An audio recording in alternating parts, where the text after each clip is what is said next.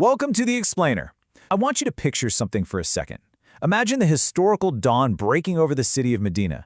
Picture this modest, quiet room, but it's absolutely packed with shelves of scrolls and meticulously crafted manuscripts. It might look simple, but what happened within those four walls would literally ripple out across centuries. Today, we're diving into the scholarly blueprint of a truly remarkable historical figure, and we're going to take a deeply analytical yet reverent look at how she completely changed the game for researchers everywhere.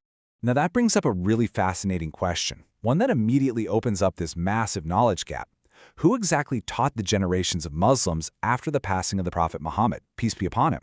Think about it, when a transformative global movement loses its founder, how on earth is all that core information, the daily practices, the profound philosophy, how is all of that actually preserved? How does it get passed down without losing its integrity? Well, somebody had to step up. Someone had to consolidate this massive historical movement and act as the bridge between the absolute origin and the future.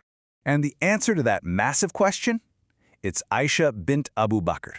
She definitely wasn't just some historical bystander. The source material highlights her as an absolute powerhouse of foundational scholarship. We're talking about one of the greatest scholars in all of Islamic history. Seriously, for anyone researching how early Islamic knowledge was cataloged, organized, and disseminated, her name is absolutely central. She basically became the living, breathing archive for this entire emerging global community. Let's move into part one, the ultimate primary source, direct access. For all you focused researchers out there watching this, just imagine having completely unfiltered access to the absolute genesis of a massive global movement, right? In the world of research, a primary source is the gold standard. And her unique advantage was exactly that, direct access. She learned directly from the Prophet Muhammad, peace be upon him. That means she had unparalleled proximity to the raw foundational information of the faith. She wasn't hearing about things third or fourth hand. No way. She was right there, observing, asking questions, and absorbing the context behind all these teachings in real time. And honestly, that level of direct, real-time observation is exactly what makes her scholarly contributions so incredibly vital to the historical record. Which brings us to part two, mastering the methodology, a rigorous system. Let's dive into this, because having access to information is one thing, right? But knowing how to process, retain, and share that information accurately, that requires a seriously rigorous system. And her methodology involved four distinct, incredibly disciplined steps. First, she learned directly. She literally placed herself in the room where it happened. Second, she actively memorized those teachings, making sure that raw data was stored with exact precision.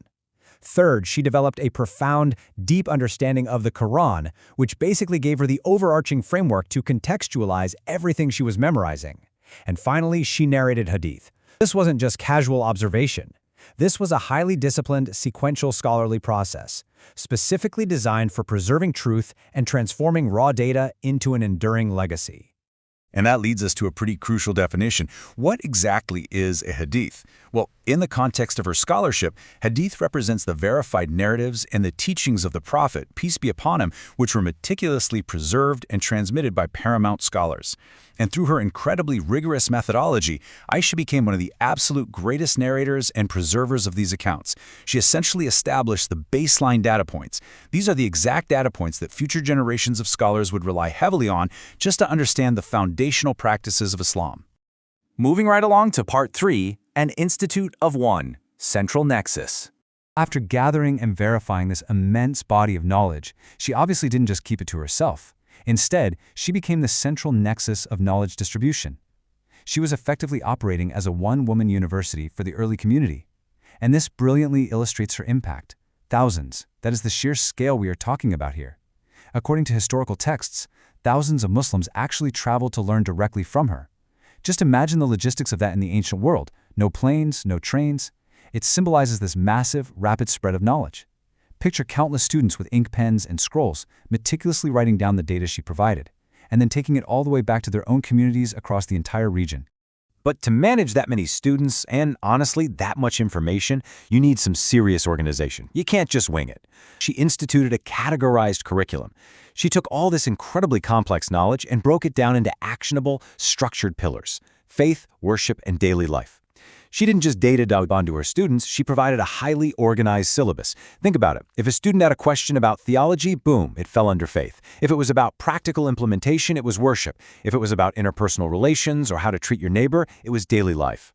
This hyper-structured approach is exactly why her teachings were so easily adopted and flawlessly preserved over time. And through this massive, continuous teaching effort, she fundamentally shaped the Ummah, which is the global community of Muslims. Her work wasn't just relevant for her contemporaries back then. Not at all. The vast, enduring scale of her scholarly influence proves that the frameworks and the methodology she preserved continue to guide and instruct that global community to this very day. That brings us to our final section, Part 4, A Blueprint for Researchers, Legacy of Knowledge. So we've seen her direct access, we've broken down her methodology, and we've marveled at her massive teaching scale. But how does all this historical reality connect to the ultimate legacy of knowledge sharing?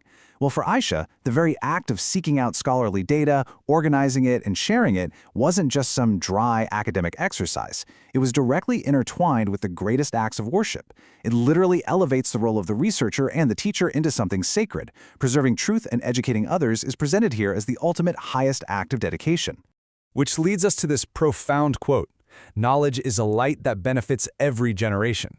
The crucial point here is that her academic blueprint truly acts as a beam of light. It illuminates the path not just for the global Muslim community, drawing on her theological teachings, but honestly for modern researchers anywhere. Anyone can learn from her absolute dedication to primary sources, her structured categorization, and her meticulous preservation. Because at the end of the day, knowledge that is well preserved never actually dies. It just lights up the next era.